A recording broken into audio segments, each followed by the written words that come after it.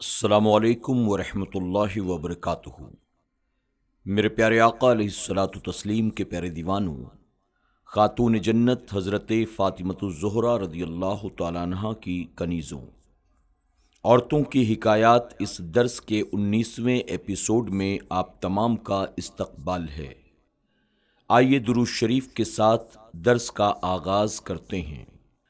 الصلاۃ والسلام علیک یا رسول اللہ، الصلاۃ والسلام علیک یا حبیب اللہ، الصلاۃ والسلام علیک یا نبی اللہ، وعلی آلک واصحابک یا نور اللہ صلی اللہ تعالی علیہ وسلم۔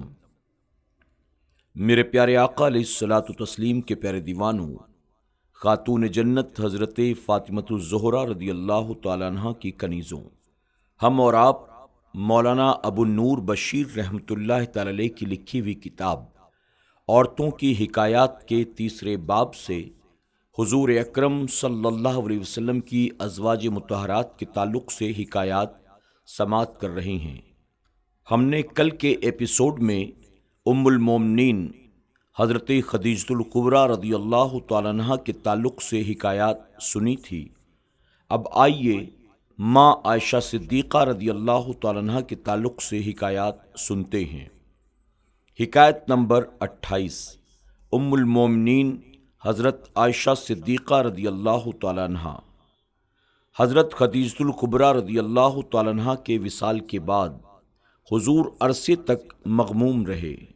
خولہ بنت حکیم جو مشہور صحابی عثمان بن مظعون رضی اللہ تعالیٰ عنہ کی بیوی تھیں، انہوں نے حضور اکرم صلی اللہ علیہ وسلم کو اس عالم میں دیکھ کر عقد ثانی یعنی دوسرے نکاح کی تحریک کی۔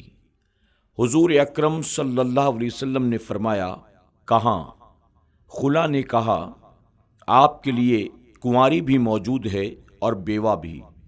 حضور نے دریافت فرمایا تو خلا نے کہا، کنواری تو اس شخص کی دختر ہے جو اللہ کی ساری مخلوق سے آپ کو پیارا ہے، یعنی صدیق اکبر رضی اللہ تعالیٰ عنہ کی بیٹی عائشہ، اور بیوہ وہ ہیں جو آپ کی رسالت اور نبوت کو تسلیم کر کے ایمان لا چکی ہے، اور اس کا نام سودا بنت جمعہ ہے۔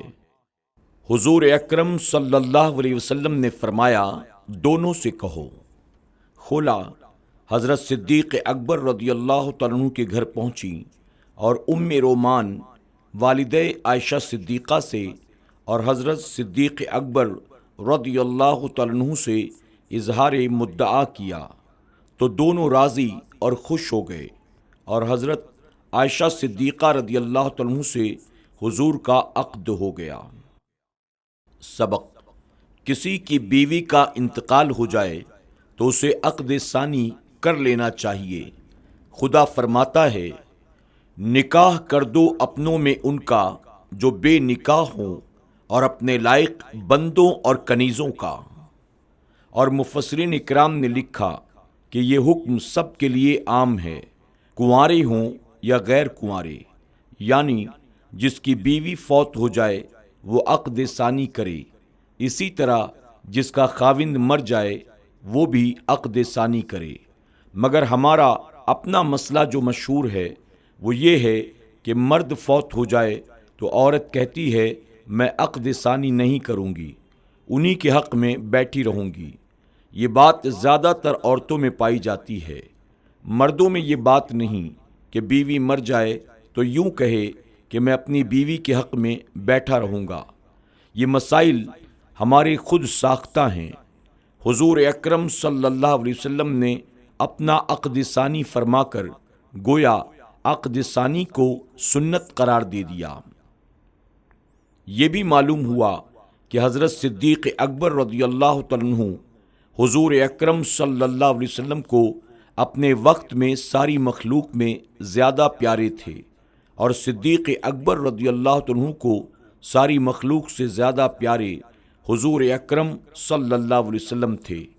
اسی پیار کا یہ نتیجہ تھا کہ آپ نے فوراً حضور اکرم صلی اللہ علیہ وسلم سے اپنی بیٹی کا عقد منظور کر لیا۔ لٹایا راہ حق میں گھر کئی بار اس محبت سے، لٹایا راہ حق میں گھر کئی بار اس محبت سے، کہ لٹ لٹ کر حسن گھر بن گیا صدیق اکبر کا۔ حکایت نمبر 29۔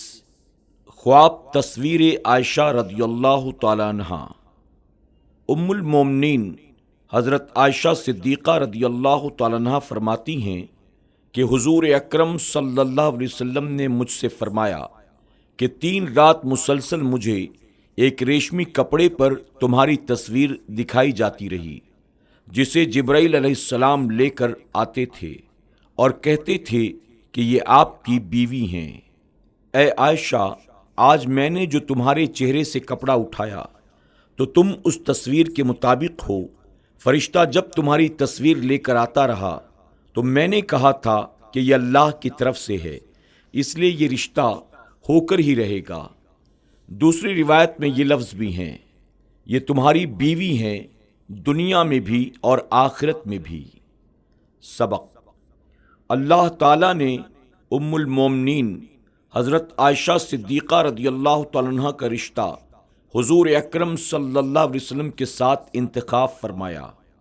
کس قدر خوشبخت ہیں ام المومنین حضرت عائشہ صدیقہ رضی اللہ تعالیٰ عنہ کہ کسی لڑکی کا انتخاب اس کا باپ کرتا ہے، کسی کا چچا، کسی کی ماں، بہن انتخاب کرتی ہے، لیکن حضرت عائشہ صدیقہ رضی اللہ تعالیٰ عنہ کے رشتے کا انتخاب خود اللہ تعالیٰ نے فرمایا ہے۔ اب کون ایسا بدبخت ہے جو اس رشتے میں کوئی عیب بیان کرے اور ام المومنین کے بارے میں زبان تان کھولے؟ معاذ اللہ، اگر ام المومنین میں کوئی عیب ہوتا یا ہونے والا ہوتا تو خدا، جسے ہر اگلی، پچھلی، گزری اور ہونے والی ساری باتوں کا علم ہے، وہ حضور اکرم صلی اللہ علیہ وسلم کے لیے یہ رشتہ کیوں تجویز فرماتا؟ معلوم ہوا کہ ام المومنین کے مخالف دراصل اللہ تعالیٰ پر اعتراض کرتے ہیں، اور اس نے ایسا کیوں کیا؟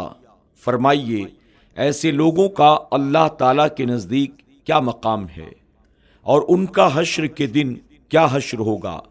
لہٰذا ہر مسلمان کو ام المومنین عائشہ صدیقہ رضی اللہ تعالیٰ عنہ کا دل سے احترام کرنا لازم ہے کہ یہ رشتہ خدا نے کیا اور فرما دیا یہ تمہاری بیوی دنیا میں بھی ہیں اور آخرت میں بھی۔ بس جو لوگ حضرت عائشہ صدیقہ رضی اللہ تعالیٰ عنہ پر طعن کریں گے، ان کی دنیا بھی برباد ہوگی اور آخرت بھی۔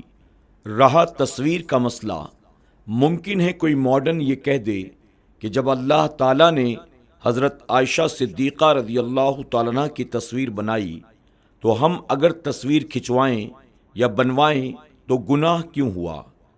اس کا جواب یہ ہے کہ اللہ رب العزت کی ایک صفت مصور بھی ہے۔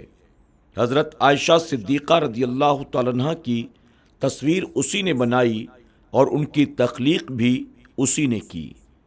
یہ صفت کسی بندے کو اجازت نہیں کہ وہ اپنا لے اور تصویریں بنانے لگے۔ مثلاً سرکاری نوٹ، کرنسی وغیرہ بنانا حکومت کا کام ہے، لیکن اگر کوئی رعایا میں سے نقلی نوٹ اور کرنسی بنانے لگے گا تو وہ شاہی مجرم ہے اور اس کی سزا سخت ہے جو اسے بھگتنی پڑے گی۔ خدا نے تصویر بھی بنائی اور تخلیق بھی کی۔